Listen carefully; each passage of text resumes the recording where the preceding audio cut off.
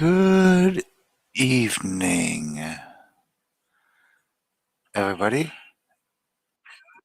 and welcome back. We're doing the Art of Worldly Wisdom tonight, the new project. I am DarthHideous, your host, as always. How's everybody doing? I hope everybody had a good weekend. Yeah, everyone is fine and dandy. I see that Small Mousin was first. Cat and Ninja over on Rumble. And YouTube, of course. So, how's everybody doing?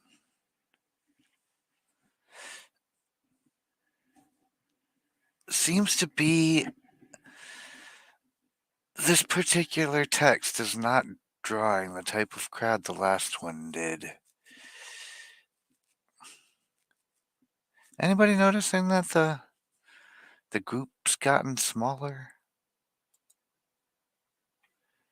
Let's see what we got chilling over on the Rumbo.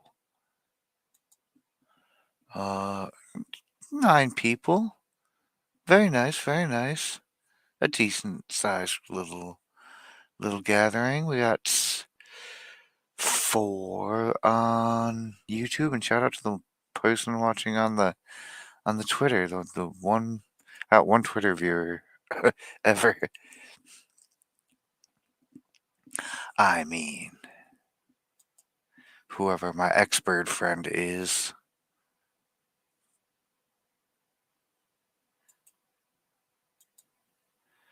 Just get everything set up here. Huh.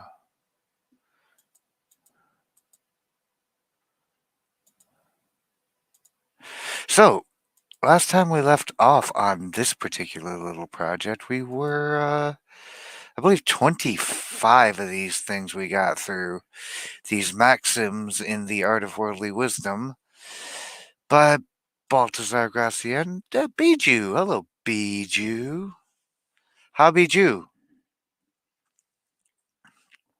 The Oreo Kingpin Bijou has returned to the internet, y'all. If you didn't catch Bijou's stream from this weekend, I just want y'all to know that, yeah, the Oreo Queen's back. So definitely go subscribe to Jujubee on the YouTube. Oreos and stuff. And also fish stuff at Mousie's. Never forget to do the fish stuff at Mousie's. Maybe we should get Bijou up here to answer for this return of the Oreo streams without bothering to tell anybody. Shame, shame, shame.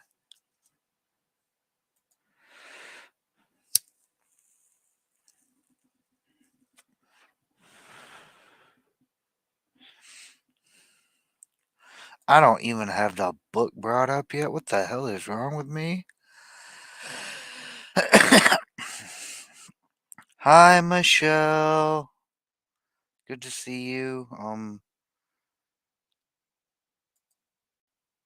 Sorry if I was throwing an attitude in your stream earlier.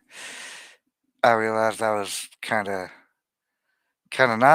not feeling like my normal self. So I had to shut up and go away. But I hope you had a good stream and hope I didn't derail it too bad. Why, thank you, my dear. Pretty sure Winning has a Monday show, doesn't he? Like, have a good one and tell everyone over there I said GM with retards, you know what I mean. Good morning to all of them.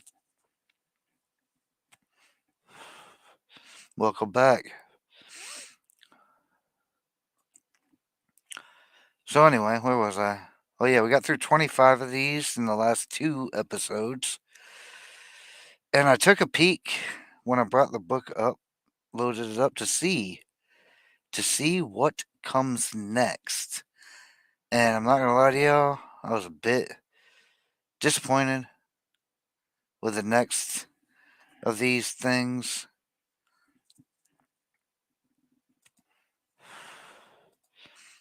I haven't even got my thing fully sized up yet. Because number 26 on the maxims in the art of worldly wisdom is find out each man's thumbscrew. Raise your hand, my friends. Any of you, all of you. If you remember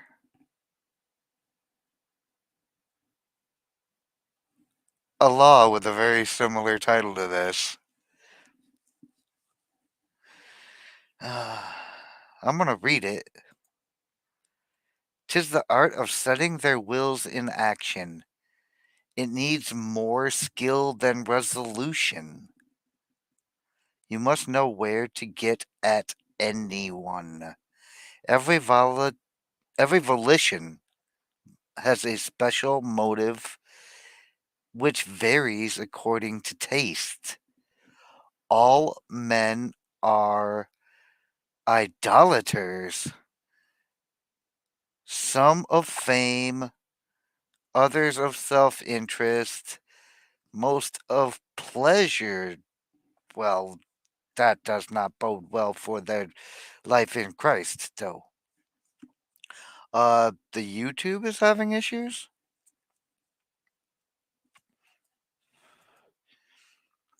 If the YouTube is having issues, you should head on over to that Rumble side and hang out with my homies over there. See, look, you got Juju on the Rumble side.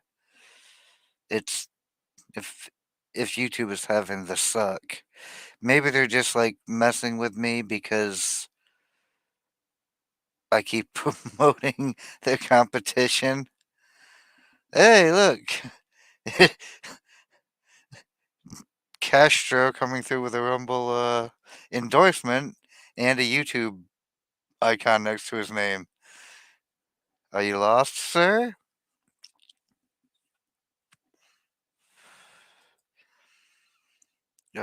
No, he's not. He's where he belongs. Good evening, Castro. Don't use the app, Mousy. The secret to Rumble on the phone is to use a mobile browser. I know the app is like it's a more convenient interface, but it's really not. The mobile browser is the secret. Yeah, see, my bad. I was talking to Castro on YouTube, not actual Castro. Skill consists in knowing these idols in order to bring them into play. Knowing any man's mainspring of motive, you have as it were the key to his will. Have resort to primary motives which are not always the highest, but more often the lowest part of his nature. There are more dispositions badly organized than well. First, guess a man's ruling passion, or learn it, rather. Appeal to it by a word, set it in motion by temptation, and you will infallibly give checkmate to his freedom of will. Yeah, if you can find the thing that motivates people, you can find the key to manipulating people. That's part of the 48 Laws of Power, and I'm almost certain that this quote appeared right out of this book and in that book. So if you've heard this before, don't don't be surprised. And it hasn't changed. No, everybody actually seems to support on both sides. Well, most people do. Uh, I I don't mind it. Like I appreciate the support on YouTube. Uh, my beef isn't with the people on YouTube; it's with YouTube itself. So I appreciate it. But like, if people were only going to support me in one place, I would hope that they had gotten the memo now that I prefer it for the sake of like growing things that are important, and to the extent that I don't believe that Rumble is super free speechy kind of place, it's better than YouTube. They're trying. They're gonna get fucked with. They're getting fucked with a lot, which means it's working. And the idea of a platform that actually isn't subject to a bunch of shit regulations is very one of my thumb screws. It's important thing to me, like being able to share my thoughts and opinions on things.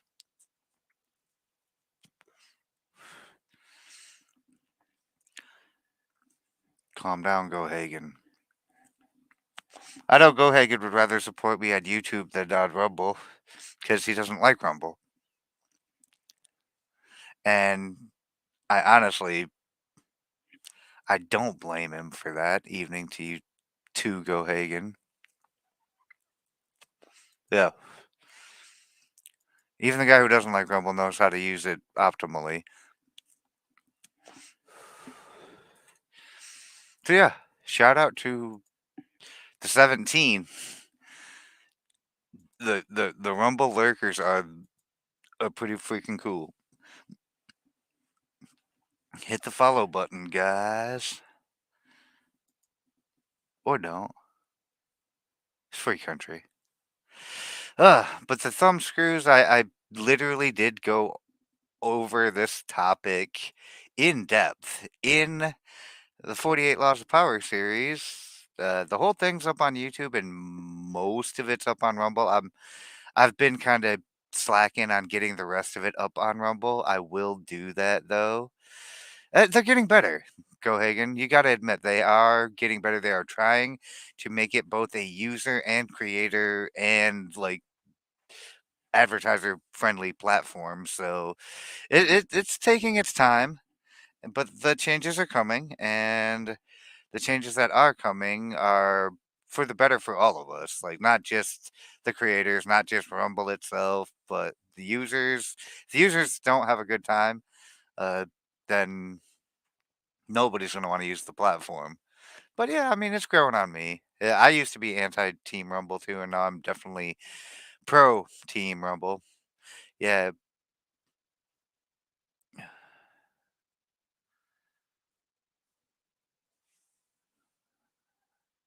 Wait a minute, did I miss something?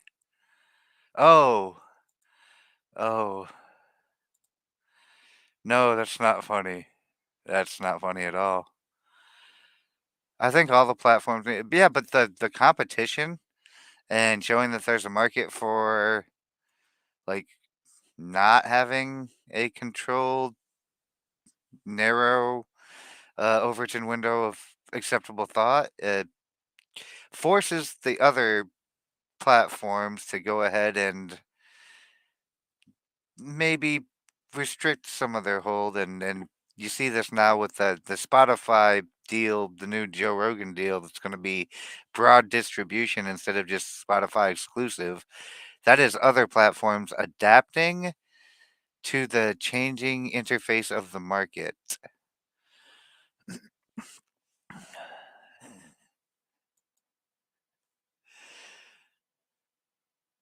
That's an insane revelation right there. Oh dear. But anyway, that's my point about the 26th maxim here is if you really want to get into in-depth like explanation on the what is like how you manipulate the finding of that which motivates or that which can instill fear in a person, go check out the Find Each Man's Thumbscrew episode of the 48 Laws of Power. That'd be the way to do it. But if you can control what motivates a man, you can find out how to manipulate it, you can control what he does. You can get him to do what you want. That's the short version. 27. Prize intensity more than extent. Hmm. Excellence resides in quality, not in quantity. Yes. Never heard that before? It's still true. The best is always few and rare. Much lowers value. Even among men, giants are commonly the real dwarfs. Some reckon books by the thickness as if they were written to try the brawn more than the brain. Oh, I mean, that's a good point. Like, you can write a billion pages of nonsense, or you can get across, like, some super deep thoughts in very limited words. Very serious concepts as well, so.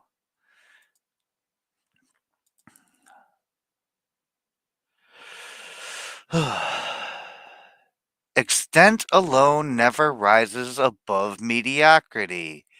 Mediocrity, if you're listening, this is for you. It is the misfortune of universal geniuses that in attempting to be at home everywhere are so nowhere. Uh, doesn't it suck when you don't fit in with everybody, but you could try to hope to fit in with somebody?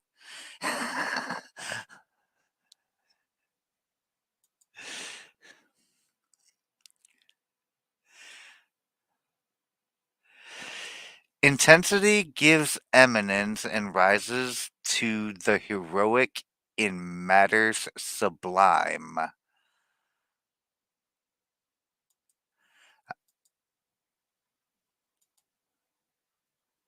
So stay in your lane, I guess. Be your excellent self and don't try to be a whole bunch of other bullshit.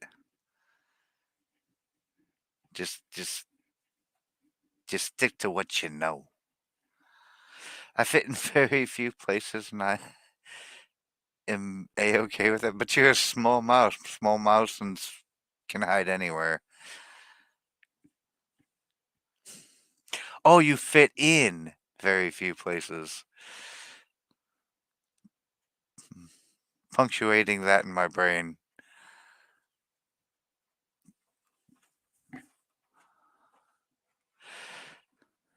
Yeah, my bad. I misread it the first time. Be excellent to each other. I mean, be excellent to yourself, and then don't try to be a whole bunch of shit that ain't you. That it that ain't it. Like you ain't got to be a whole bunch of extra ass shit. Just be the shit you is. Yeah, shit. Be intense, like a camping is. 28. Common in nothing. My people right here, my audience. First, not in taste, O great and wise, to be ill at ease when your deeds please the mob. The excesses of popular applause never satisfy the sensible.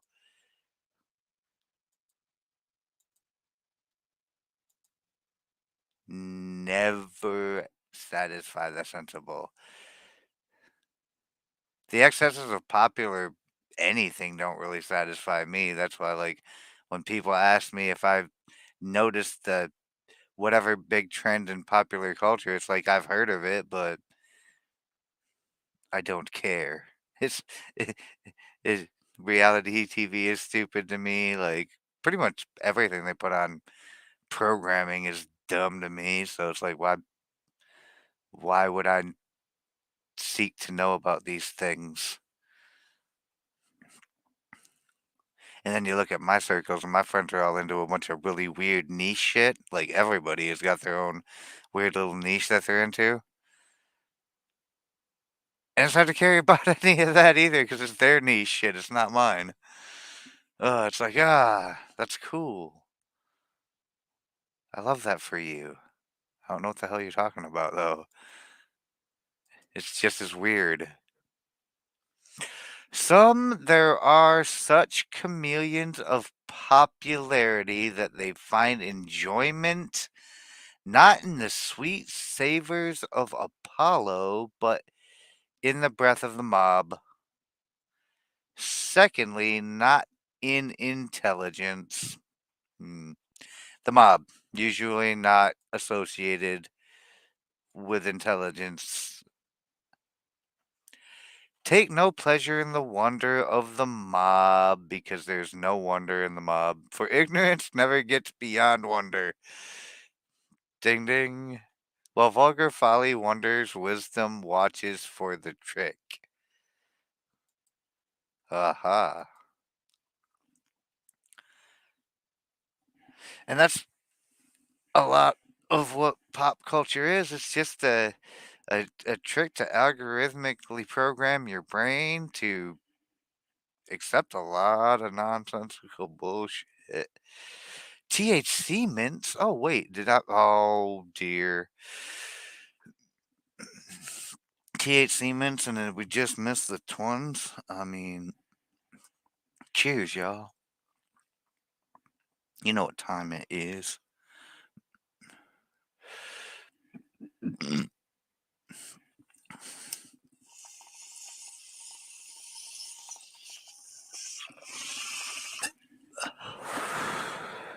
Yeah. Thanks, mouse. The mouse in the house.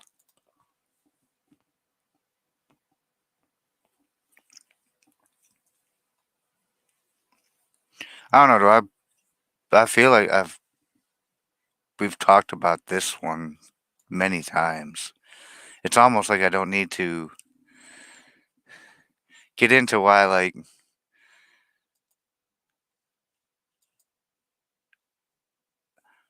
lowering your brain waves to not like you guys are here. Like this already makes sense to you. Like if you guys were out watching whatever's on the glowy box or consuming all that other nonsense and bullshit, you wouldn't be here. Like, I don't need to talk about this with you. This right here is not a common stream. This is an uncommon environment with uncommon folk, most of whom are smarter than I am. So we're reading a book that's hundreds of years old, for fuck's sake. That's not what normal. Not what normies do. Uh, let's just read number 29.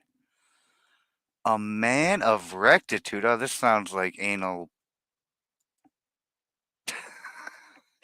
Clings to the sect of right with such tenacity of purpose that neither the passions of the mob nor the violence of the tyrant can ever cause him to transgress the bounds of right. Oh my goodness. Does anybody here know anyone this principled? I don't know anyone this principled at all.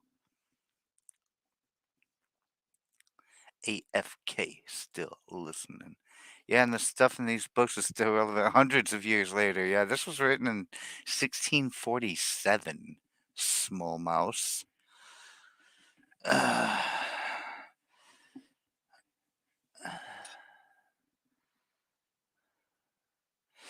yeah, we missed the cheers-a-thon, Cat Ninja. That's okay, we did it anyway. You can join us now. It's fine. Everyone gets a pass. We chronic tardy around here a little bit. Ugh. But does anybody know someone principled enough to cling to the sect of right, like that which he believes, that which he knows to be true, with such tenacity that neither the mob nor the violence of the tyrant, the state, can cause him to transgress the boundaries of what's right? Like, I had a feeling like everyone has their limits, and and I don't think even a man of the greatest rectitude. Oh, did I miss? Oh, you're right, I did. Cheers. Sorry, I wasn't even looking. I was probably reading or something or back and forth. Yeah, go Hagen. I would probably think you'd be on the short list, but I mean, like I said, even a man of great rectitude uh has his limits, and that which cannot be attained and by bought can be forced. And there's a bunch of shit that I wouldn't do, but you push me enough and you can get me to do some shit that I wouldn't normally do. Like say hello to Frogget. No, I'm just kidding. I would actually normally do that on a regular basis. If I saw Frogget in a place, then I would be like, hey, what up, Frogget? And he would be like, Darth. And that's how that goes. Ugh. Anyway, but who shall be such a phoenix of equity? And when they say equity here, they mean like the actual equity, like actual justice. What a scanty following has rectitude. I mean, it's scanty indeed. I mean, that's like Jesus, like the narrow gate, the wide gate. Like, most people are shit. And I say like 80% of people are trash, 20% of people are all right. It might not even be that high.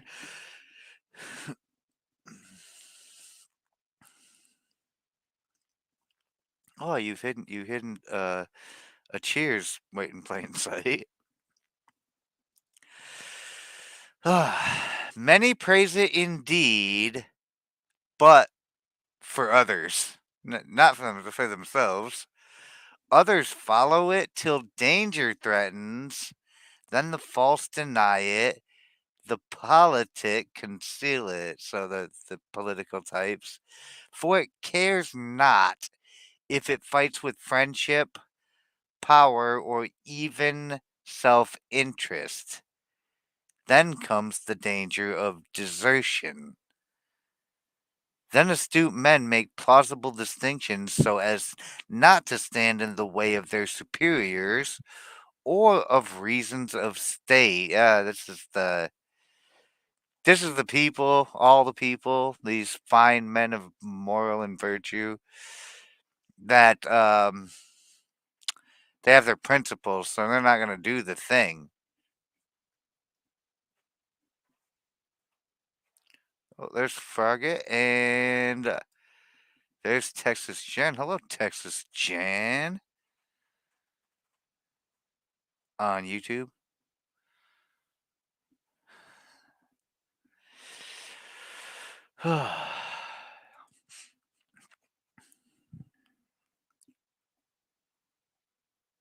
But the straightforward and constant regard dissimulation as a kind of treason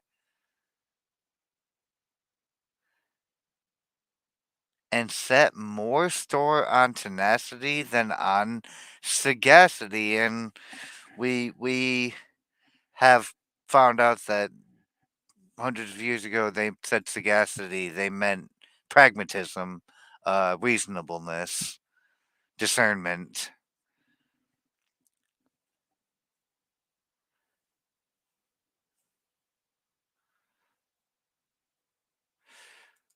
Frog is usually in my Rumble chat at least some percentage of the time. For straight is the way and narrow is the gate. Yes. Oh, you just got a song. I don't even. Hey, squab. Oh, there's a small mouse on the Rumble gang. Ah. Anyway,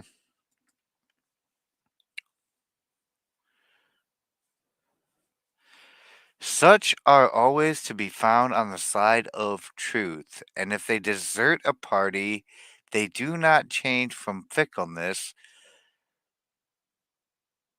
but because the others have first deserted truth. Oh. Yeah. It's really hard to find a person like this. We all can claim to be, but I mean, very few, very, very few, when pressured, will truly stand for what they believe in. I have noticed that.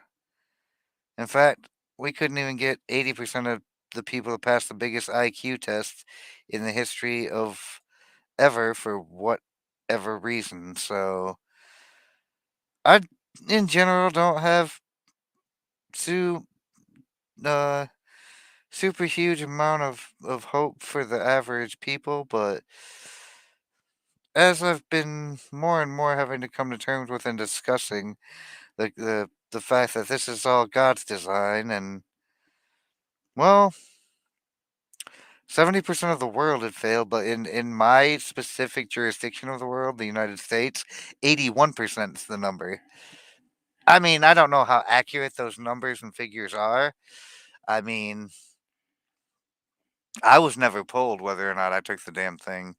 I don't know how good a records they have of me not taking it, but I'm assuming that.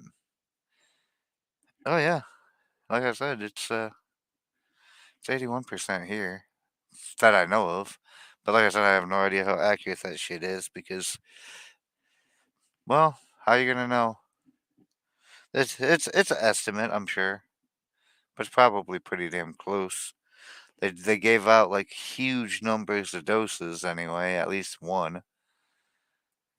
But one of them companies was like the first full thing of ruining your health in just one dose. I think it was the Johnson and Johnson that was the single dose, and the other ones were all two shots of hot hot death.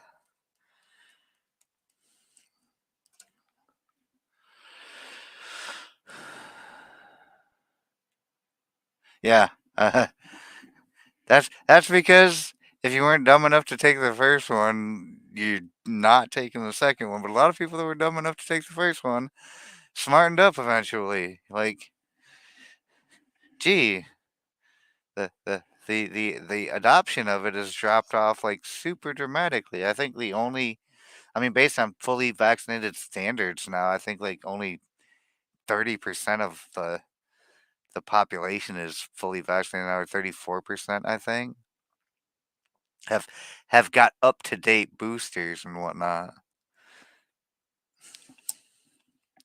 Imagine that.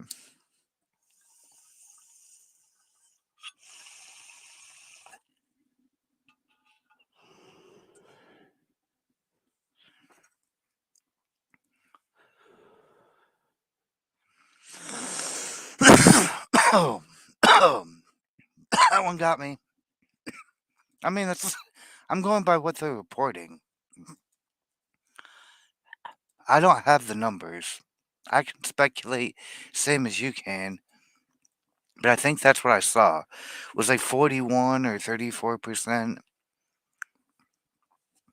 I'm not sure what Darthorians are, but I like them. I think they're Hideosians. Know a couple who've taken five. Oh dear God.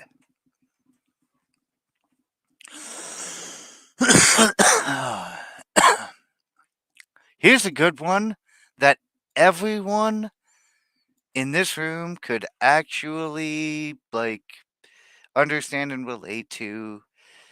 And because I'm on the internet, there's a special there's a special group of people who find their occupations of ill repute on here. But this the 30th maxim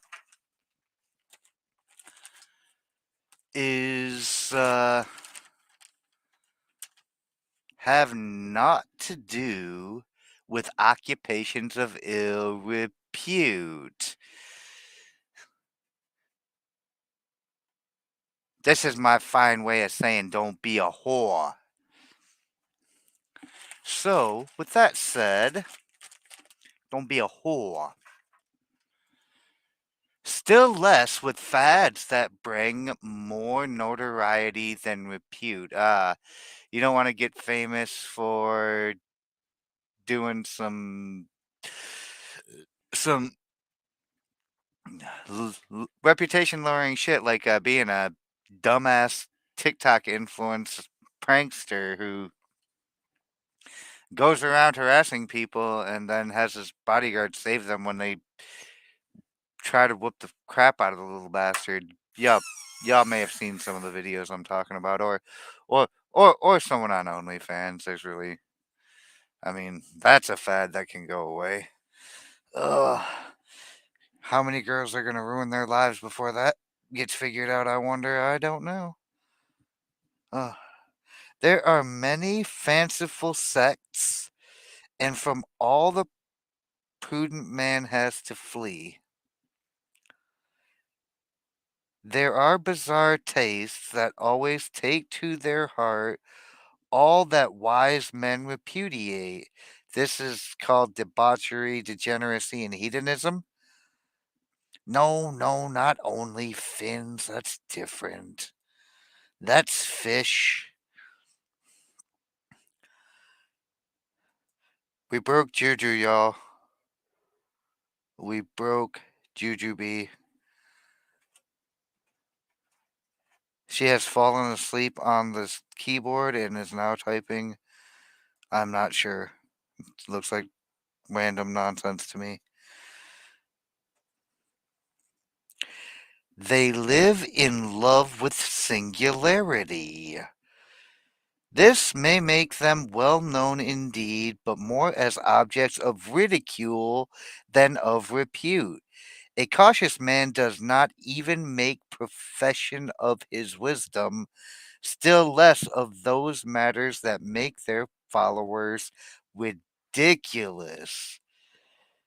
These need not be specified, for common contempt has sufficiently singled them out. Oh my goodness, I just specified a lot of these things.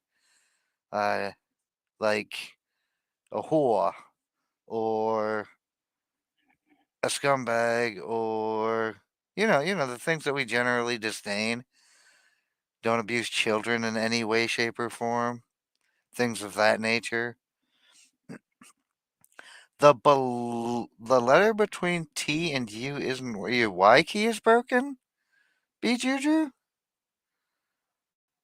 Oh dear God. You need a new keyboard, I think, maybe. I replace mine like every 6 months. Easier than cleaning the son of a bitch.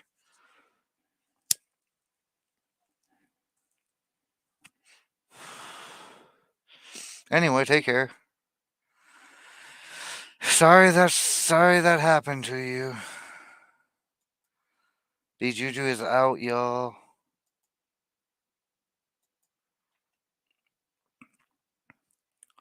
31. Oh, this is another one that we've covered in the 48 Laws. Select the lucky and avoid the unlucky. Ill luck is generally the penalty of folly, because luck generally is only a real existence to people who are reliant on things like luck. The wise make their own luck. We discussed this last time. And there is no disease so contagious to those who share in it. Don't share in folly. Never open the door to a lesser evil, for other and greater ones invariably slink in after it. The greatest skill at cards is to know when to discard. The smallest of current trumps is worth more than the ace of trumps of the last game. When in doubt, follow the suit of the wise and prudent. Sooner or later, they will win the odd trick. That'd be the one that wins the whole game.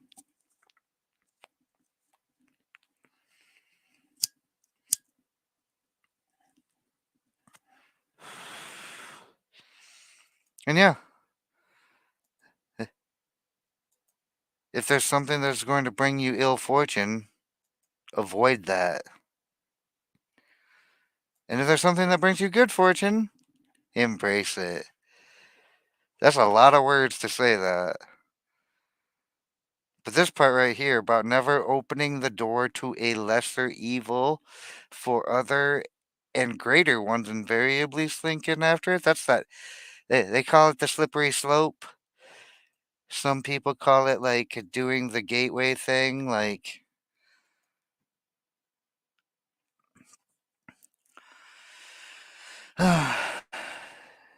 could be a lot of different things, but anytime you stepping out into the darkness, it only gets darker, deeper, and knowing when to change it up is definitely the lesser evil is still evil. That's a good point, Go Hagen. 32. Have the reputation of being gracious. Well, shit, if there's something I'm not great at, 'tis the chief glory of the high and mighty to be gracious, a prerogative of kings to conquer universal goodwill. That is the great advantage of a commanding position, to be able to do more good than others. Aw, this is a bit of wisdom, y'all. Be be gracious people. Do good. To make friends who do friendly acts. On the other hand, there are some who lay themselves out for not being gracious, not on account of the difficulty, but from a bad disposition. In all things, they are the opposite of divine grace. Divine grace comes from God, and all the forgiveness that comes with divine grace comes from the Lord, who we know through his son Jesus. This is telling you to emulate that, to don't have a shitty disposition, and to be the assassinate the greater unless. Hey, wait a minute. Why is Courtney Love still here? Hmm. I mean, I don't know if she's still here, but she was here for longer than he was. She might still be here. I don't fucking talk about irrelevant.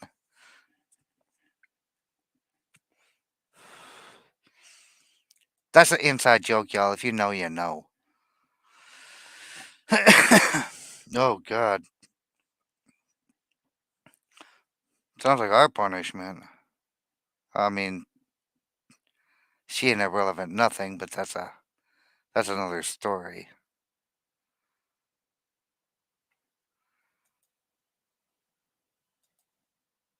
But yeah, it is definitely a chief glory of the high and mighty to be gracious. So try to remember your grace and your mercy.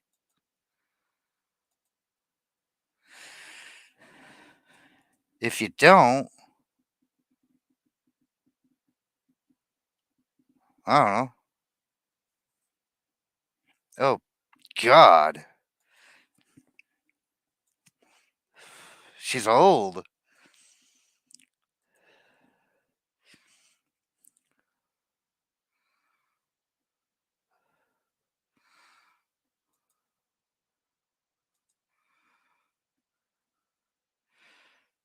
33. Know how to withdraw. Easy. You go up to the ATM and you put in the little card, and then you put in the numbers, and then you select the amount, and then you tell it you don't want a receipt, and then poof, the money comes out. Withdraw completed. I don't think that's what this means, though. It is a great lesson in life to know how to deny. It is a still greater to know how to deny oneself as regards both affairs and persons. Hmm. There are extraneous occupations which eat away precious time. To be occupied in what does not concern you is worse than doing nothing. Huh.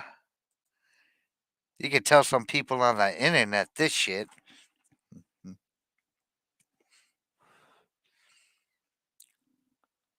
People minding all up in other people's business like it's their business. Being gross. You're better off doing nothing than doing that shit. It is not enough for a careful man not to interfere with others. He must see that they do not interfere with him. One is not obliged to belong so much to all as not to belong at all to oneself. So with friends, their help should not be abused or more demanded from them than they themselves will grant. Don't impose yourself on people.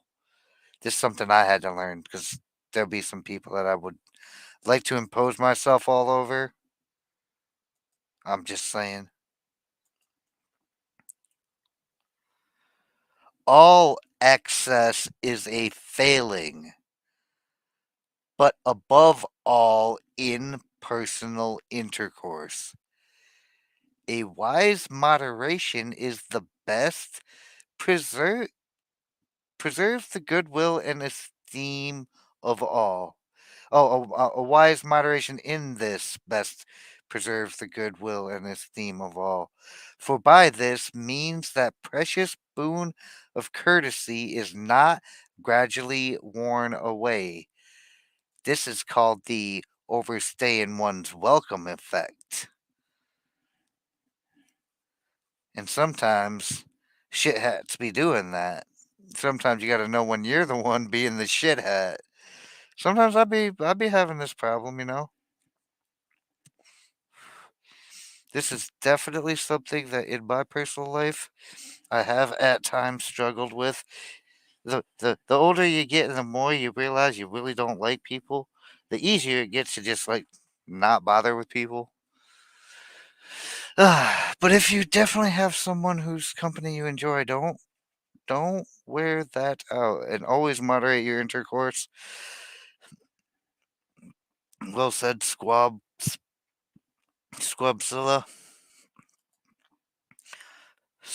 Squabatron 5000. Thus you preserve your genius free to select the elect, and never sin against the unwritten laws of good taste. You get to pick the cream of the crop, and you don't make yourself a disdainful creature. That's good advice. Like, know when to withdraw, know when to get the fuck out of a situation. Like, whatever it is, that ain't your bullshit, that ain't your business. Don't be there. It's gonna get ugly eventually. 34. Know your strongest point, your preeminent gift. Cultivate that, and you will assist the rest.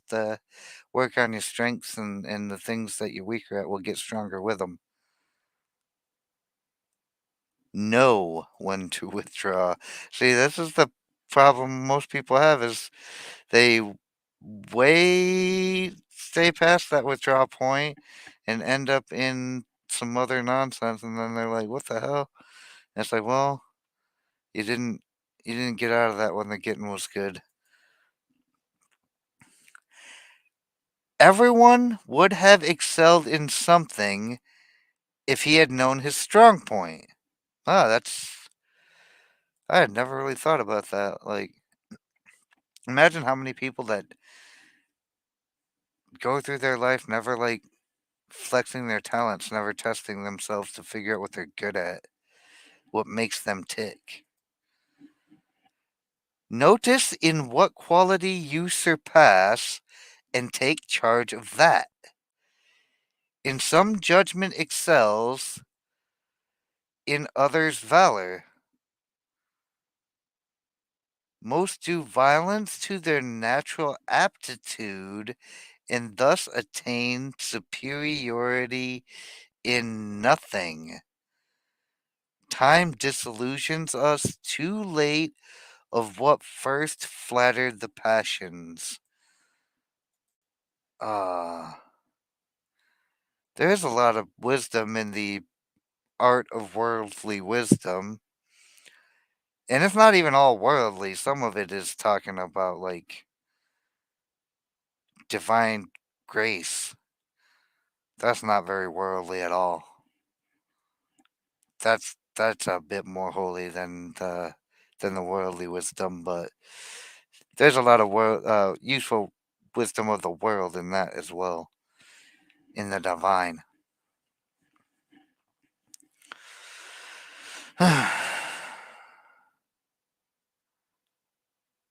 How many people do y'all think actually don't ever figure out like what the fuck they're actually good at? They spend their lives doing like my parents were like for a long time, and a lot of people that still know like they spend their lives like they go to a job at some factory somewhere or some office somewhere, and they do some sort of menial repetitive task over and over again, and there's no satisfaction in it. And a lot of people I know like they live a life they hate, working a job they despise to buy shit they don't need.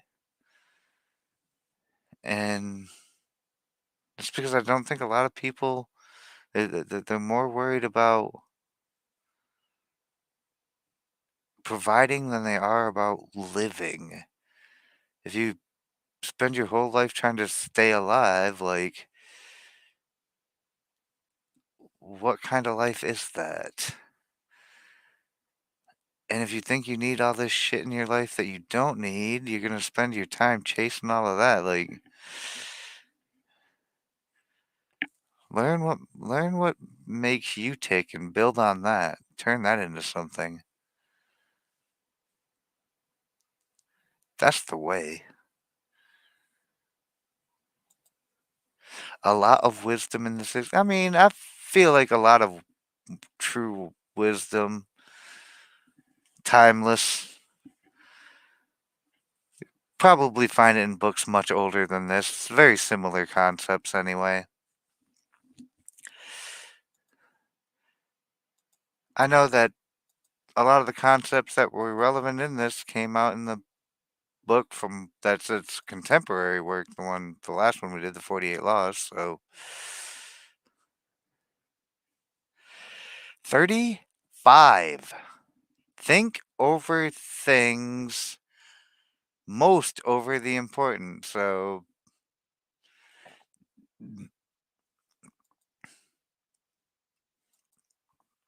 35 maxims in, and we're telling people to think about stuff. All right, I'll bite. All fools come to grief from want of thought. Yes. What were you thinking is a phrase I've had to ask myself many times. They never see even half of things, and as they do not observe their own loss or gain, still less do they apply any diligence to them. Some make much of what imports little, and little of much, always weighing in the wrong scale. I think I just gave a slight commentary about that before we even started this one, about like living a life. you hate just to sustain going on alive. Like, I'm not saying do something crazy or stupid. Like, don't need a permanent solution to a temporary problem. However, it's like, why would you, like, what kind of life is that if you just are a slave to living, like, or not living, really, just like being a drone is the best way to put it. Like, the life of a drone is no kind of life that I would ever want.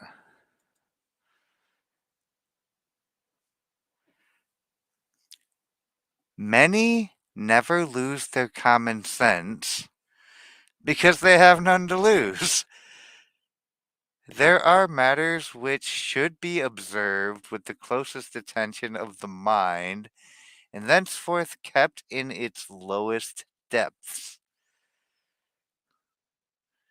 The wise man thinks over everything, but with a difference, most profoundly where there is some profound difficulty, and thinks that perhaps there is more in it than he thinks. This is sounding like a little bit of overthinking at that point. Thus, his comprehension extends as far as his apprehension. Yeah, that was a lot. That was a mouthful of thinking words. But think about stuff and think about the important stuff the most. Like, try to understand things as they are. Try not to be fooled by simple appearances or just. I mean, you'll often hear me say in these streams, and especially when I'm like on with other people and I get to talk to other people, oh, I never thought about that, or I never thought about it like that. I say that a lot because I'm constantly trying to think about things, especially things that I find myself passionate about, my positions and my values and my beliefs, because I want to make sure that I have a full and complete picture of things. That's why I do the thinking channel and I talk philosophy and these concepts that will make us more wise, more powerful.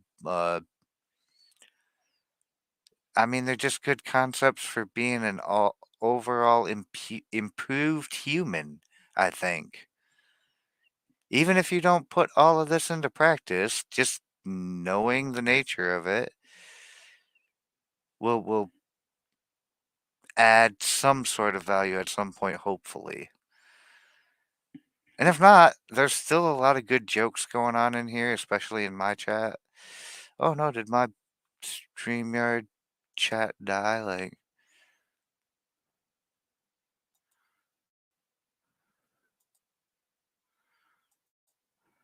nope, everything is right. The chat's fallen asleep. Sorry, am I boring you all? I'm just kidding. If you guys need a nap, it's kind of late.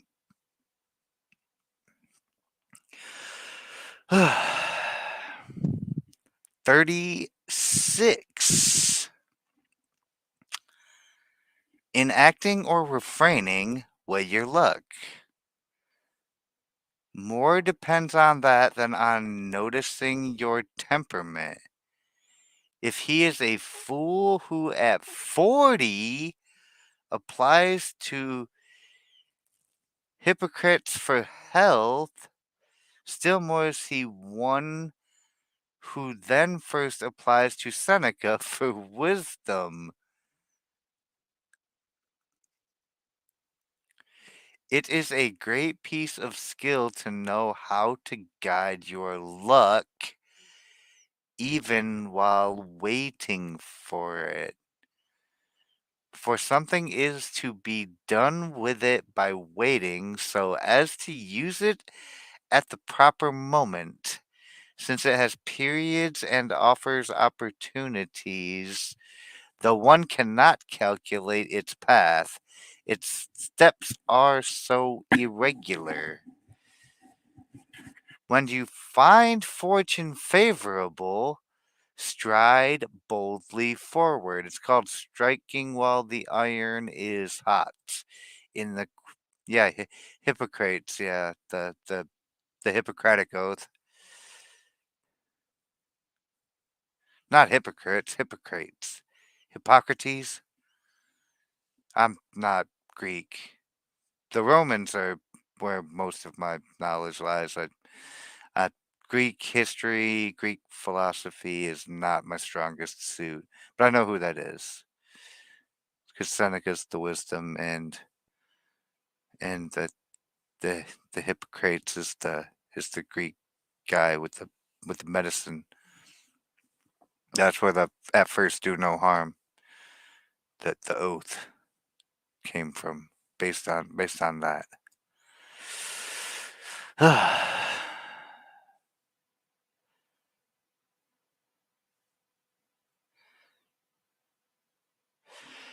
When you find fortune favorable, stride boldly forward, for she favors the bold, and, being a woman, the young. Do women favor the young? Is that why I'm hearing all these terrible stories I keep finding on the Twitter about these female school teachers and their underage male students? Never mind, don't answer that.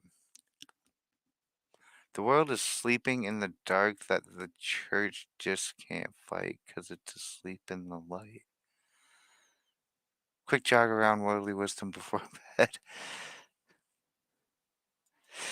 Ah. But if you have bad luck, keep retired so as not to redouble the influence of your unlucky star. So yeah, when you find shit, if at first you don't succeed, you're doing it wrong. Stop doing that and do something else instead. But if what you're doing is working, keep doing that. If what you're doing isn't working, do something else. It's beautiful phrasing that he uses when explaining these things. And I'm just terrible for the actual oversimplification of these lovely concepts into very shrewd, very pragmatic. Like this is the shit that's going on here. You like Plato? I like Marcus Aurelius.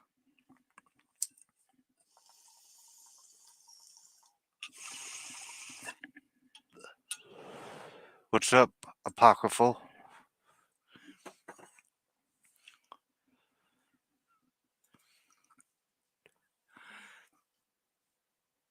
37. No, never mind. I'm gonna die first.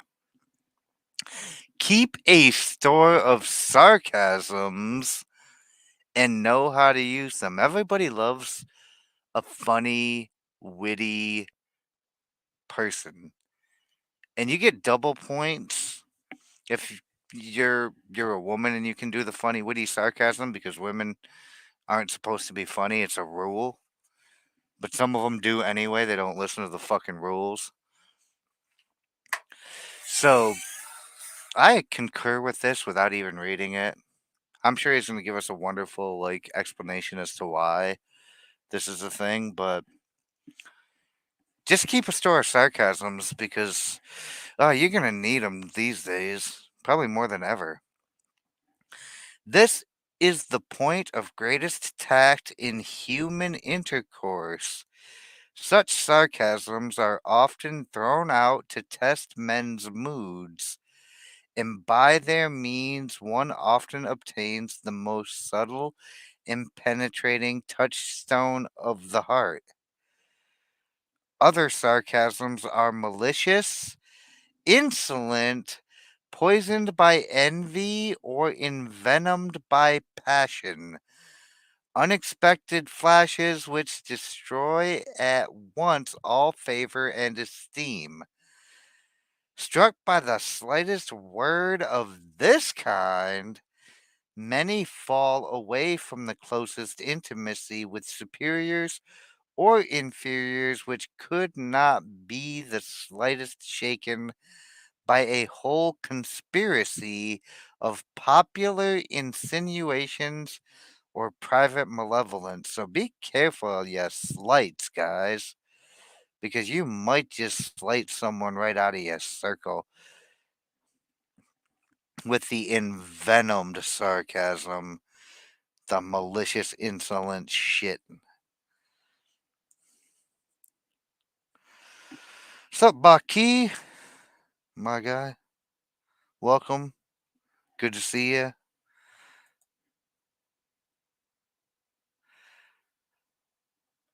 Other sarcasms, on the other hand, work favorably, confirming and assisting one's reputation. They're good natured sarcasms. Keep those ones. But the greater the skill with which they are launched, the greater the caution with which they should be received, and the foresight with which they should be foreseen. For here a knowledge of the evil is in itself a means of defense, and a shot foreseen always misses its mark. Yeah, it's really easy to not get hit by another alliterative.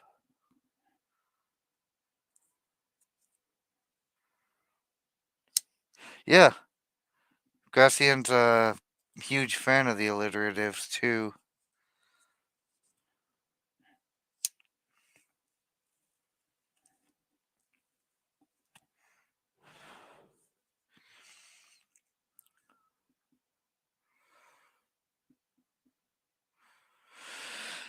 Just be careful when you're making the jokes, y'all. Some people take a joke the right way, some people take it the wrong way, and some people take it really the wrong way. And that can make shit significantly worse. Your words can be weapons. But just make sure you know if someone's throwing shit around at you, like, be aware of what that is, that subtlety there. People doing the sarcasms and shit.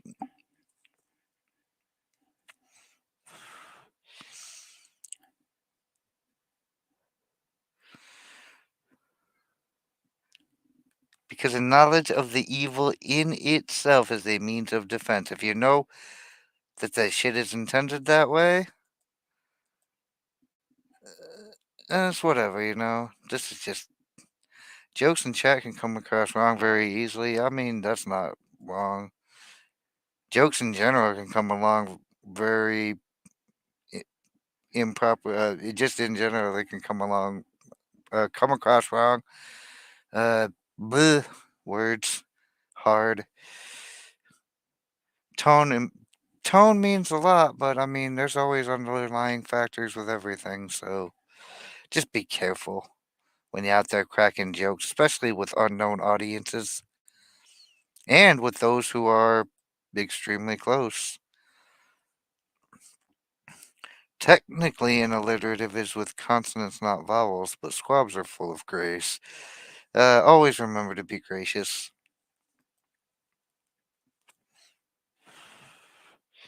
That's usually what I do. If I don't know if something is like inherently malicious, I done not to ascribe malice to it. And if it's really a question, I'll usually just ask.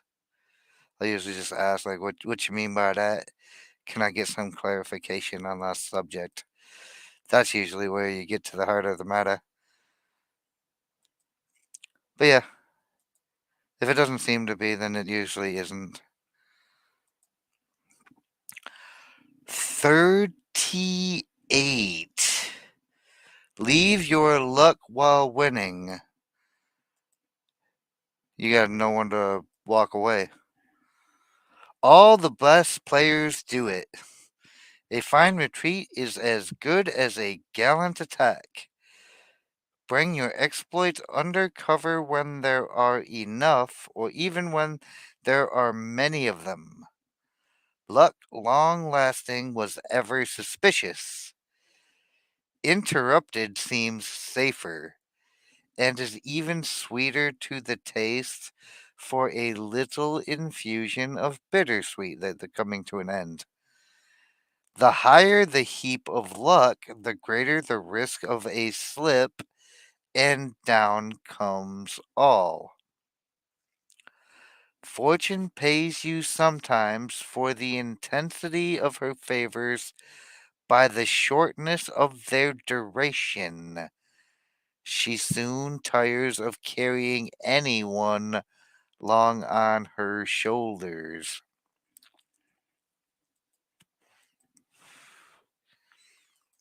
So this isn't applicable to most things. This is just applicable to when you're playing with fire.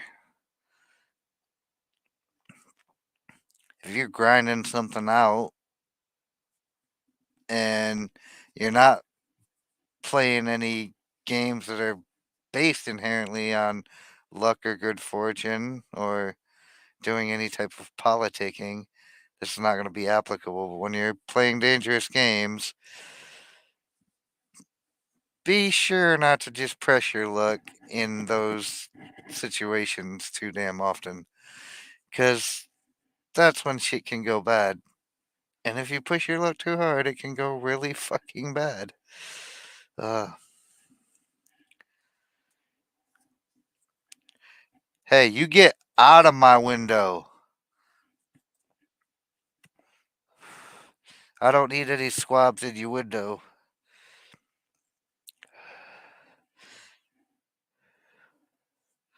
Just don't tarry under squabs after they eat berries.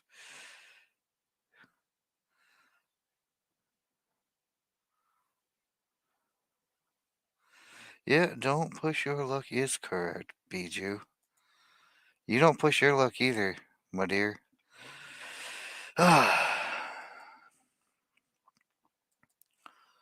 So who we got left in the crowd? Have I put everybody to sleep yet? Nope, we still have 9 on Rumble and 8 combined on YouTube and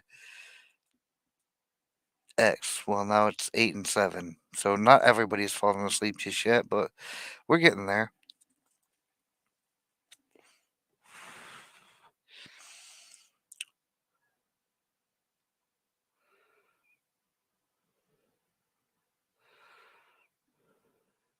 $39. So that's 39, right? My brain just completely farted on that number. But that is 39.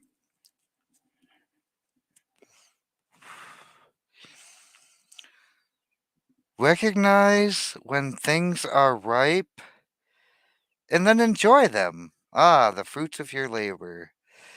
The harvest time. The Sith always had smaller numbers than the masses of brainwashed Jedi.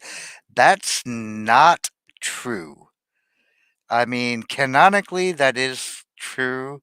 But if you are actually a follower of the expanded universe legends, there was once a time before Darth Bane that the Sith numbered many and more, even so than the brainwashed masses of the Jedi. Darth Bane put a rule put an end to that by instituting the rule of two. Yes, the Sith Brotherhood. I mean, even the Sith homeworld, the Sith were a race unto themselves. They had a planet and everything. Yeah, Khan.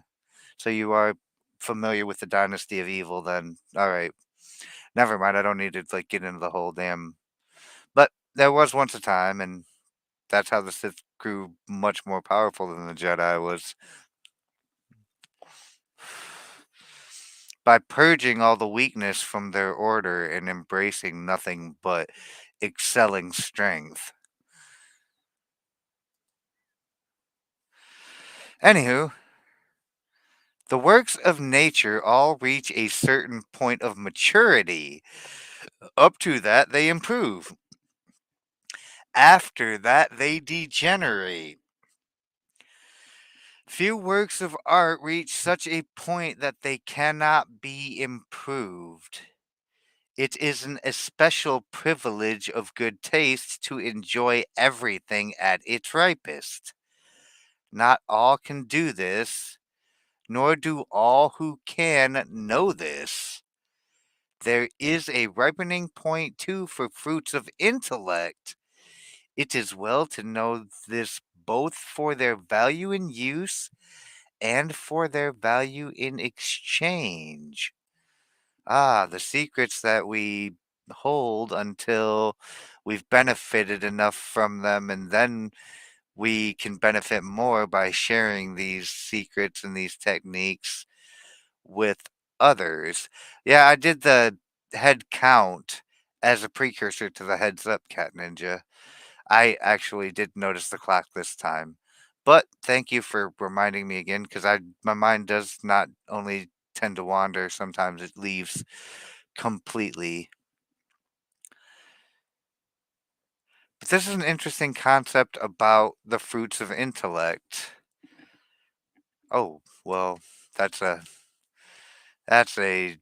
brilliant choice, especially with all the different graphic renderings I've seen of Santa when she was a little more matured from the little girl Bane found initially. Anyway, I'm not gonna get Star Wars nerd out. That's my favorite story in the whole Legends universe, though, so I can I can get into that one too deep. Rabbits can get wild and out of control, kind of like guppies. Uh,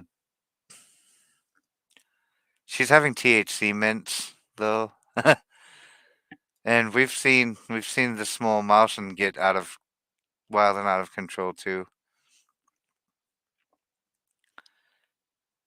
Don't procreate like rabbits, squab. I mean, procreate as the humans do, or the squabs do, because you're a squab.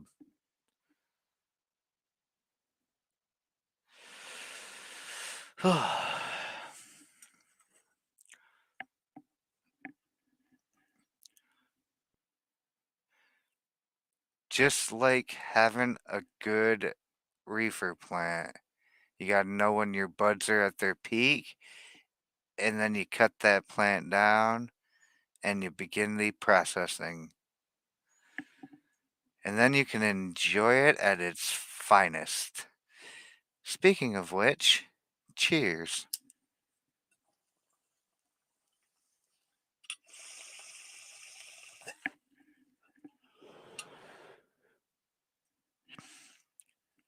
However, there is something more to be said for, like, knowing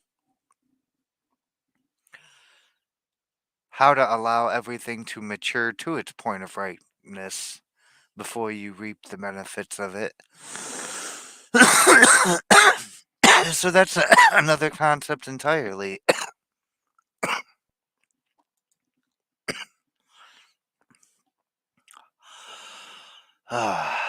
40. The goodwill of people. Oh, what are we going to get into here? 'Tis much to gain universal admiration, more universal love. Something depends on natural disposition, more on practice. The first founds, the second then builds on that foundation. Brilliant parts suffice not, though they are presupposed. Win good opinion, and 'tis easy to win goodwill. Kindly acts besides are required to produce kindly feelings. Doing good with both hands, good words and better deeds, loving so as to be loved. Courtesy is the politic witchery of great personages. First lay hand on deeds, and then on pens. Words follow swords, for there is goodwill to be won among writers, and it is eternal.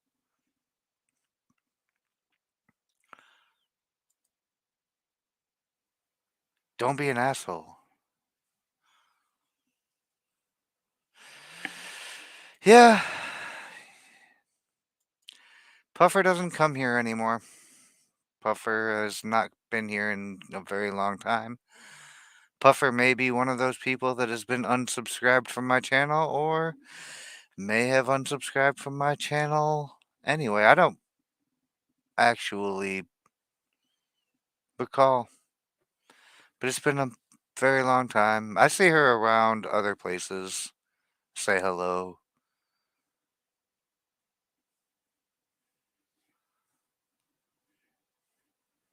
We all still love the Puffer. Biden. Ah, so what is this here wonderful bit of words trying to teach us other than don't be an asshole? And I mean, it's pretty straightforward on that one. Like, you get what you put in, and you have to give to get. And even Jesus teaches us to love our neighbor as ourselves, to love each other by our neighbor. He means everybody.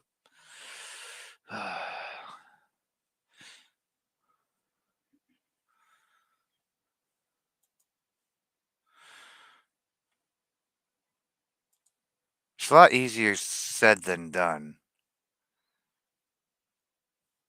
But being a decent person is free, so they say. Takes about as much energy to be a decent person as an asshole, but it doesn't take as much out of you. It actually can. Yeah, don't be asshole. That's. I don't know. I'm kind of an asshole, but I get it.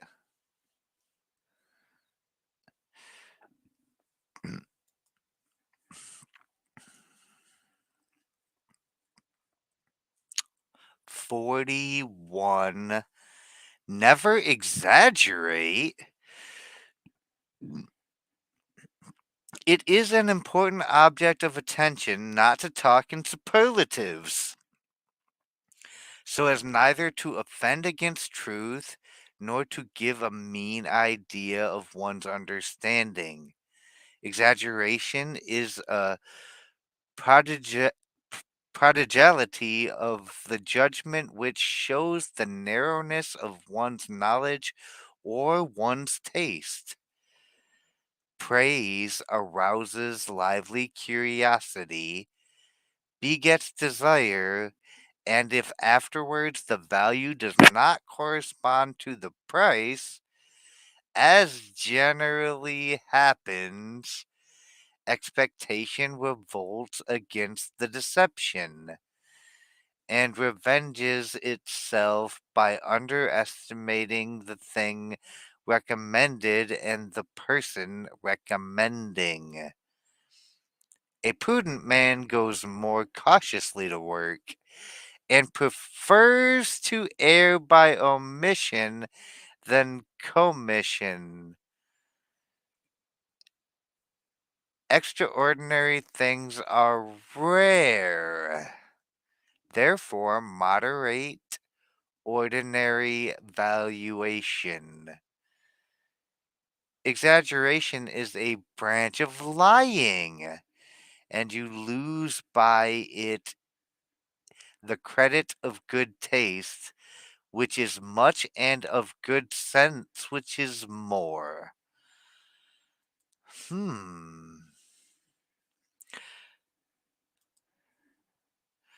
I mean, you've only told me like 48 uh, million times. Like, don't exaggerate. Stupid. Times have changed, and exaggeration is the fucking common currency. And if you're not being like uh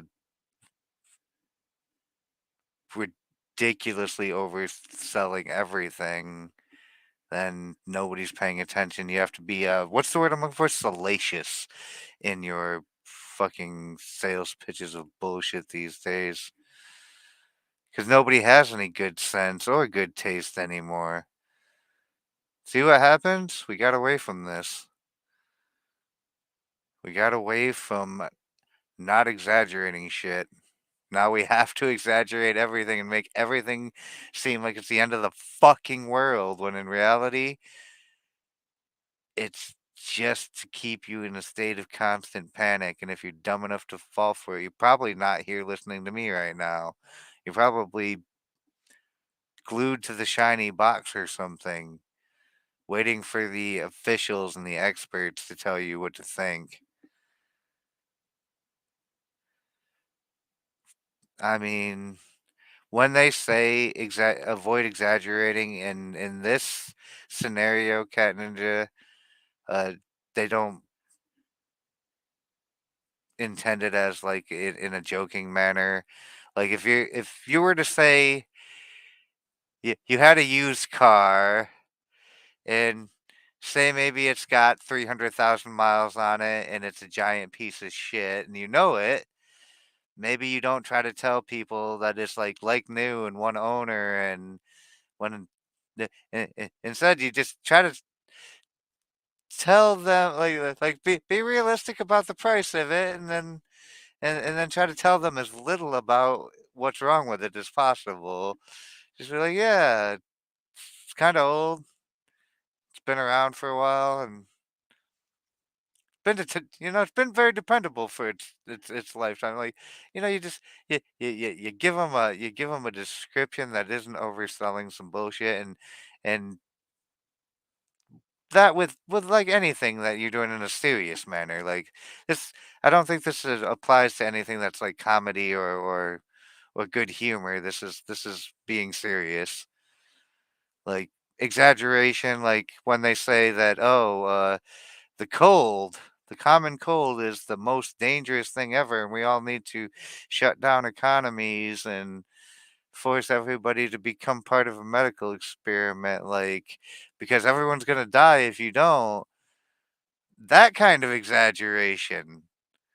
That's the kind of exaggeration we're supposed to be fucking avoiding. That right there.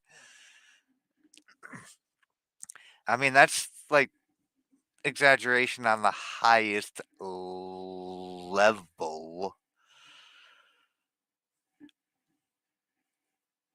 And we were all sold that same shit. Why? I mean, there's a lot of different things at play here, so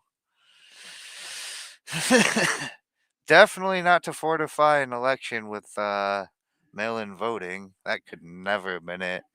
Why would the whole rest of the world participate in it if that was the motive the whole time? Oh, oh, how sinister this plot gets. How sinister indeed.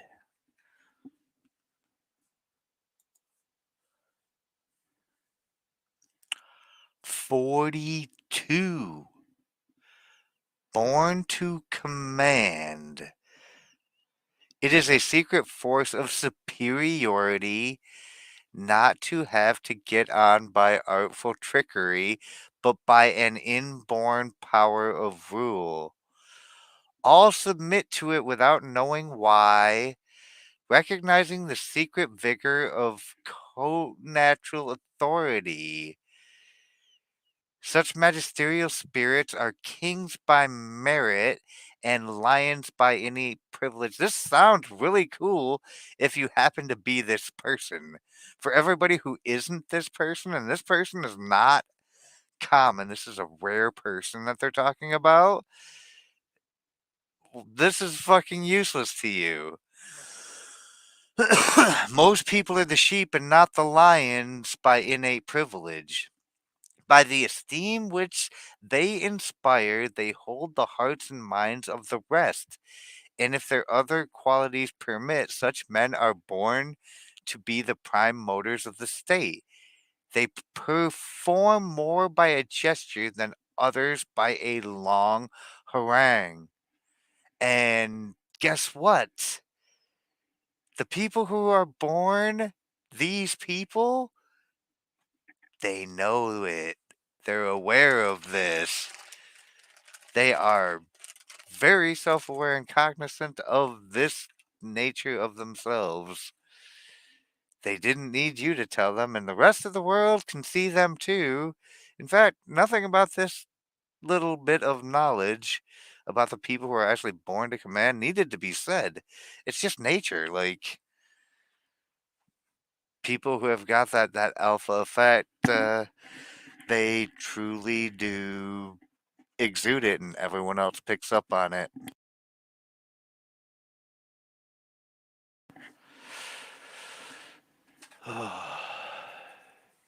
I'm sorry, I just don't really know what to even say about this. It's like, duh. But that's not helpful to anyone but the people who are born to command. Like, if you weren't born to command, guess what? All this useful shit about how awesome it is to be you doesn't apply to you. Hopefully I got nothing but lions in my pride here, but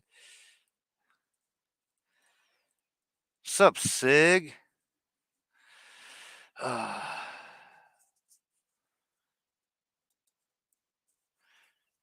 Just imparting the worldly wisdom and some quantity of useless nuggets in here too. Think with the few and speak with the many. This right here.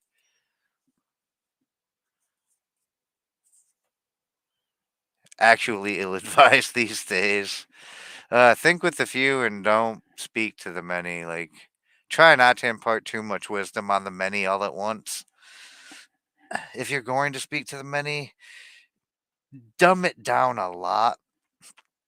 By swimming against the stream, it is impossible to remove error. Easy to fall into danger. Only a Socrates can undertake it. To dissent from others' views is regarded as an insult because it is their condemnation. Disgust is doubled on account of the thing blamed and of the person who praised it. Huh. Truth is for the few, error is both common and vulgar. The wise man is not known by what he says on the housetops, for there he speaks not with his own voice, but with that of common folly, however much his inmost thoughts may gainsay it. The prudent avoid being contradicted as much as contradicting, though they have their censure ready and are not ready to publish it. Thought is free. Force cannot and should not be used to it anyway. The wise man therefore retires into silence, and if he allows himself to come out of it, he does so in the shade and before few and fit persons. This is that ghosting in plain sight shit again, like, because you're really not going to find a whole bunch of people that are going to, like, get the, the real truth of the shit, and they're going to, if you say the unpopular things, you're going to get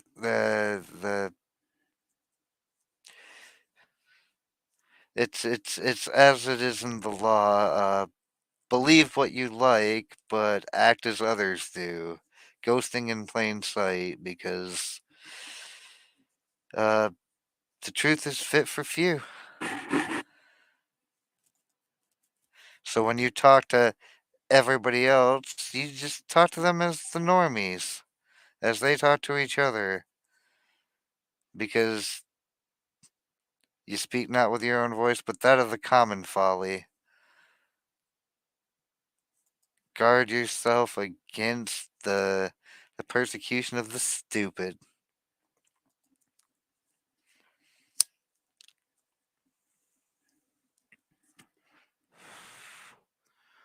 44. Sympathy with great minds. It is a heroic quality to agree with heroes. 'Tis like a miracle of nature for mystery and for use. There is a natural kinship of hearts and minds. Its effects are such that vulgar ignorance scents witchcraft.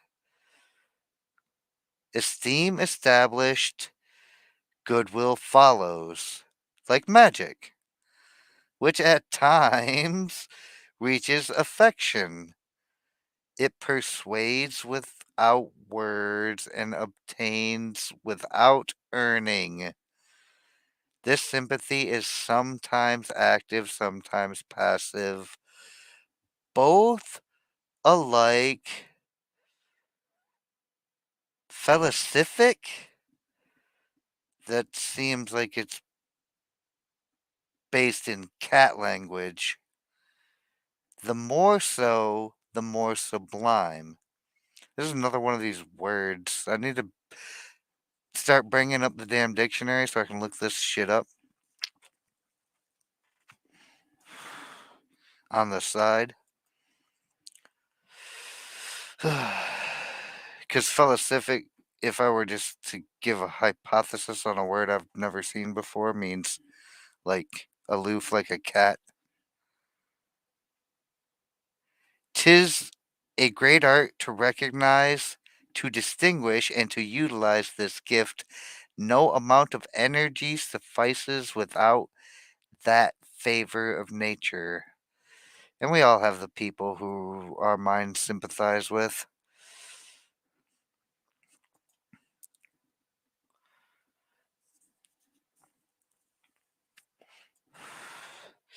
I mean, I'm currently doing this very thing, Sympathy for Great Minds, with the author of this text, Mr. Gracian, and I'm doing what I can to try to understand what he's getting at with each of these little excerpts. So I've got all of you trying to come along as well, relating to or promoting increased happiness. Oh, the institution of a rule against murder isn't. Yeah, okay. Thank you, Gohagen. Appreciate that. I learned something today. I learned words that we don't use anymore. That's the most common thing you can learn in these streams is the definition of words that nobody says.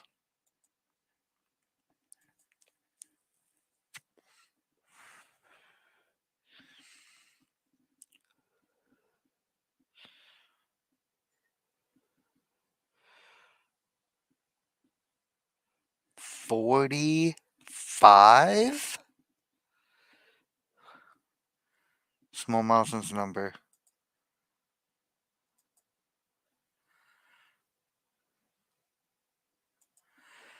Use, but do not abuse, cunning. Oh my, this is a discernment. One ought to not one ought not to delight in it, still less to boast of it. Everything artificial should be concealed, most of all cunning, which is hated. Just like the snake in the garden. there's still people hating that snake. Deceit is much in use, therefore our caution has to be redoubled, but not so as to show itself, for it arouses distrust, causes much annoy, big annoy, awakens revenge, and gives rise to more ills than you would imagine. To go to work with caution is of great advantage in action, and there is no greater proof of wisdom. The greatest skill in any deed consists in the sure mastery with which it is executed. So, when you do have to do a deceptive thing, uh, keep that shit to a absolute minimum and don't let it get out that you had to do that thing. No matter how much you want to be like, yeah, I tricked all you fools. Just don't fucking tell them that you tricked them. Never tell them that you fucking tricked them, that they were had, that it was a con.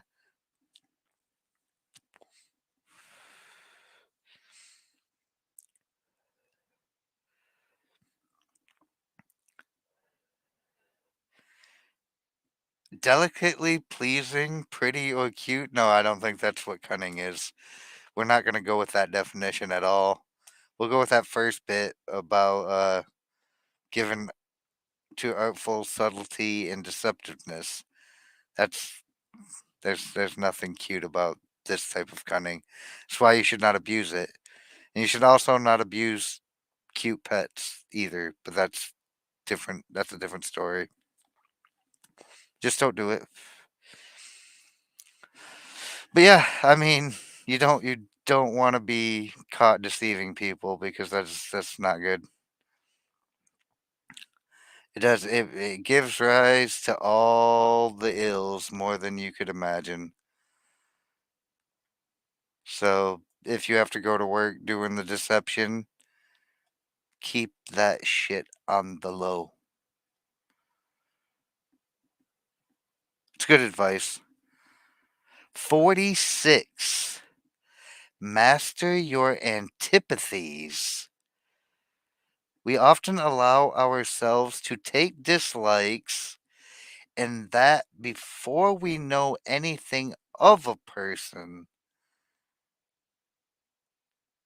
Ah, it's the prejudices. At times, this innate yet vulgar aversion attaches itself to eminent personalities. Good sense masters this feeling, for there is nothing more discreditable than to dislike those better than ourselves. That'd be the hater brigade. All those haterade sippers. Wasabi hands. Good to see you. I'm talking about the haters.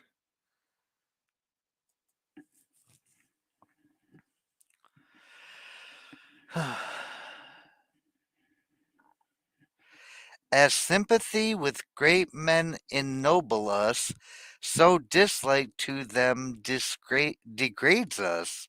So when you're hating on someone for doing something, oh,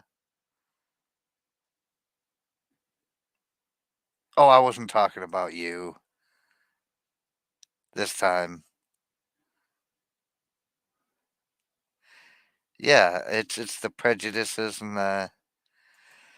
I mean, how many people do you talk to that'll be like, "Oh, I really don't like X person or Y person." Like, it's like why? And I don't know. Well, that right there.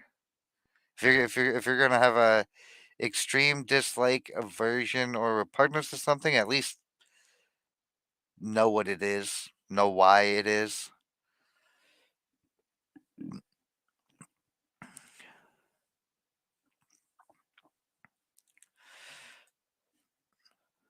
And usually, if it's a person of great repute that we are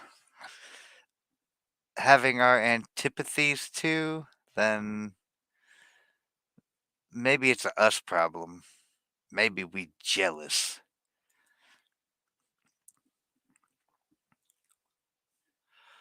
47. Avoid affairs of honor. One of the chiefest aims of prudence.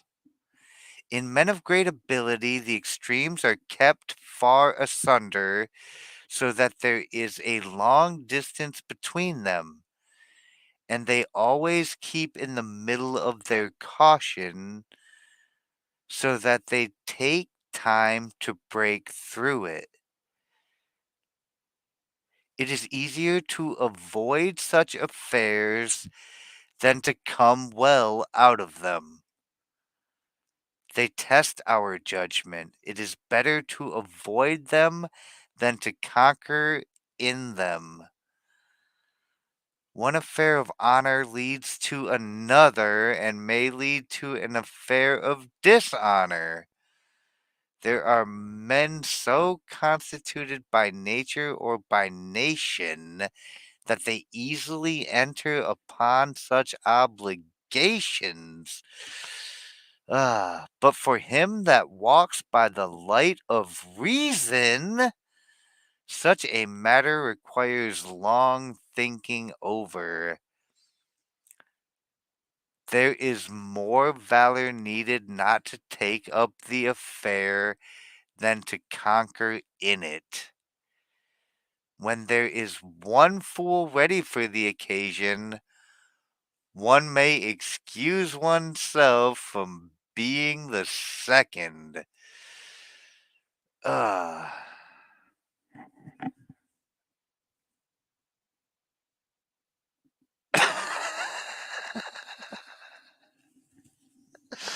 Finger banger?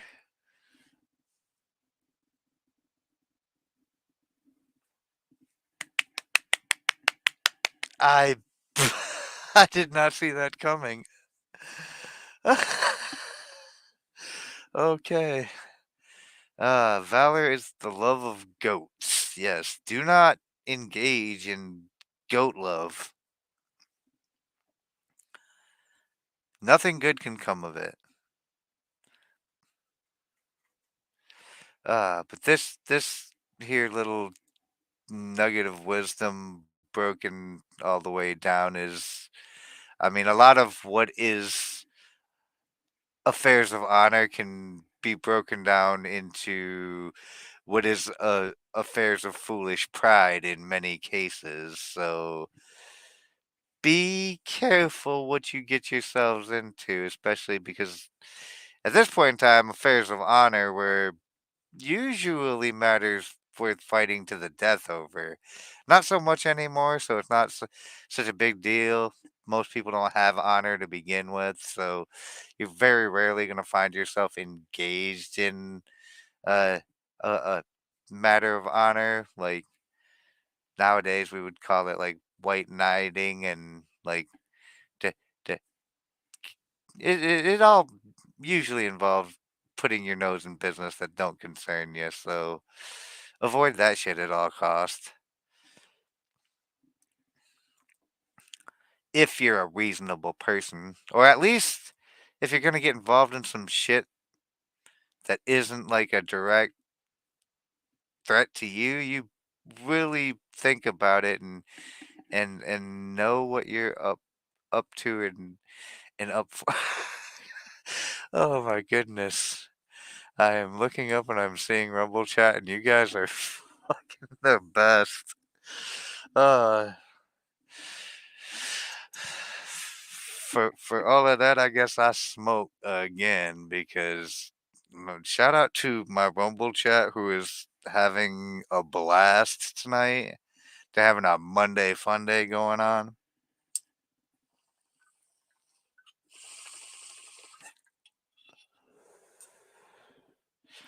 What about misanthropy, Gohagen? Is that a matter of honor? Like, I don't think it is. It's not an honor or like misanthropy would be a advised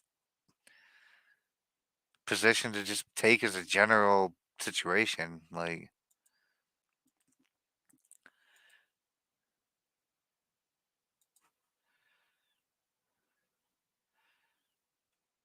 this right here, though, like if someone wants to fight over foolish pride or matters of honor, you can excuse yourself from being involved in that because those can get those like I've been involved in these fights of ego. That's what they are. They're battles of ego and willful humans. Ah, and nobody wins. Nobody wins in this case. It's just a bunch of suckers doing stupid shit. Don't fall prey to that stupid shit. And to the shit that is really serious and worth like fighting for your freedom or defense of what you believe in, like make sure you're ready to fight all the way through. 48. Be thorough. How much depends on the person. The interior must be at least as much as the exterior. There are natures all frontage, like houses that, for want of means, have the portico of a palace leading to the rooms of a cottage. It is no use boring into such persons, although they bore you, for conversation flags after the first salutation. They prance through the first compliments like Sicilian barbs, but silence soon succeeds, for the flow of words soon ceases where there is no spring of thoughts. Others may be taken in by them because they themselves have but a view of the surface, but not the prudent, who look within them and find nothing there except material for scorn. This is literally a very long winded way of saying avoid idiots. Oh, is that in regards to antipathy? Misanthropy? I mean, that's not going to give you the type of disposition that's going to like make friends and influence people. You're going to have a generally sour starting point, and people don't respond well to that. The book says it, and you can generally find it. Like there's very can't there be cage fights for ego match? I mean, that I'm pretty sure that's what the UFC was invented for, was for people like that. What are you gonna do when these things don't happen in a cage? They happen in a bar. Because this is like when this stopped happening for me is when I stopped going to the bar. Because I'm always gonna be that guy who says the thing that's really fucking offensive, and then the dipshit that doesn't know why he's mad is suddenly really mad because not only is he mad, he doesn't know why, and he feels even stupider. It's unfortunate. It's very unfortunate, but that's why I avoid drunk people in public. They're not too hard to wind up. Prudent, the indentation on a prune. What? I mean, that's in clay. You can't. That's not real life. 49. Observation and judgment. A lot of this seems to be about prudence and judgment. How about drunk people on Rumble Chat? Oh, they're fine. I can't slap them, but I don't want to. I just laugh at them and let them do whatever they want. Have a blast in the chat. Go ham, guys. Like Uh, I had to be a lot more focused when I was doing the 48 Laws of Power because that was a series that I wanted to take it more seriously and do a decent commentary on it because I thought it was important. This is more fun for me than it is. It's an expansion on the last project, which is kind of dope. But this is just more for the giggles of like sharing thoughts and hanging out with chat and getting to see what everyone uh, who wants to contribute contributes and what other shenanigans my chat gets up to. Uh, that's the fun of a discussion is you never know exactly where it's gonna head to. Mm. Now I don't fuck with runk people on Drumbo. Like, oh, only 5 minutes behind. That's a fantastic level of lag there. Hands. Is Rumble being a shit? Uh, anyway, let's get back to our observations and judgments. A man with these rules things, not they him. He sounds at once the profoundest depths.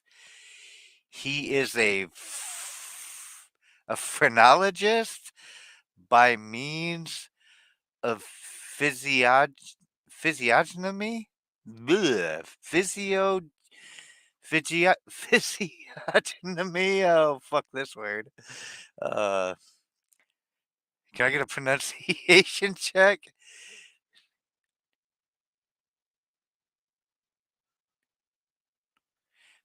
Physiognomy is what it looks like. I've never heard that one before. On seeing a person, he understands him and judges of his inmost nature. From a few observations, he deciphers the most hidden recesses of his nature. Keen observation, subtle insight, judicious inference. With these, he discovers, notices, grasps, and comprehends everything. Duh! Look at, yeah, friendologist. There you go. No, a phrenologist. Not a friendologist. Physiognomy is a gnome doctor. That's about what that feels like. Uh, but yeah, you look and you see and you experience and you understand. Duh. I'm sorry, some of these are just going to be like, duh. I mean, if you have observation and judgment, you're so much more the well equipped to go through life than the babbling retard. Congratulations, you have a functioning brain, and the more it functions, the better at observation and judgment you will be. So make sure you're always engaging in keen observation and not just wandering through life with your head shoved up your ass. It's good advice. Duh. Ah, 50. Never lose self respect or be too familiar with oneself. Let your own right feeling be the true standard of your rectitude and owe more to the strictness of your own self judgment than to all external sanctions. Leave off anything unseemly more from regard for your own self respect than from fear of external authority. Pay regard to that, and there is no need of Seneca's imaginary tutor.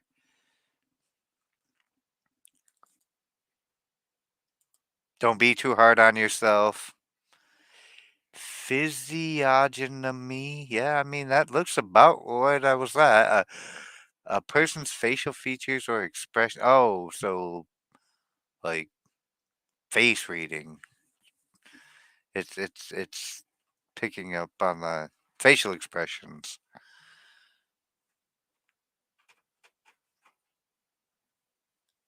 So body language and general appearance, like that's great. The friendologist put emphasis on using drawings of individuals with particular traits to determine the character of the person. So, like if you see a guy, for instance, in khaki pants and a polo shirt with the Ray Bans and the haircut,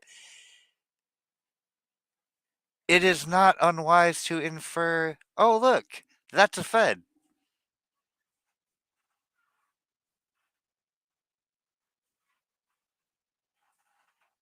Yeah, like studying people like that, especially if they have the Fed face. Ah. I'm glad we're learning at least these fancy ass words that are in here because the concepts in here are pretty damn. Some of them are pretty damn like yeah, of course. But this one right here, like being a fair judge of yourself and who you are is not easy. Like some people are gonna be too hard.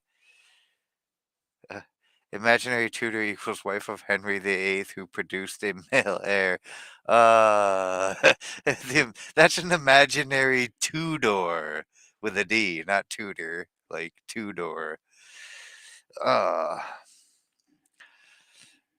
but this is probably a really good one to end it on since that's 50. Like, so we did 10 the first day and then we did 15 and now we just did 25 and a lot of these were just like there's not even really anything to talk about. It's so blatantly like it's so blatantly the filler crap in the middle of a book. Like if you happen to be here, like we put all the really good stuff in like the very beginning and the very end, and then we put all the filler crap in the middle. That's how books are written. That's how movies are made. It's a rise and a fall, but yeah, a lot of these ones were pretty damn simplified, simplistified. But anyway, it's been a wonderful stream, y'all. I thank you all for coming. I'll be back here Wednesday, 8 o'clock Eastern Standard Time. We're going to do it again. Part 4, we'll go from 50 to wherever we get to. We'll keep talking about it. We'll keep having fun. I'm enjoying this book. It's a nice little break, you know. I can cut it off at about 2 hours and let everyone get back to their real world lives. But I do appreciate having these little conversations and chats with y'all. So smash the like button if you enjoyed it. If you had if you had fun. If not, I mean, go ahead and leave a scathing commentary and review in the comment section. I love that. I don't get nearly enough hate mail, which means I'm not doing good yet. But one day I will get hate mail from an actual hater.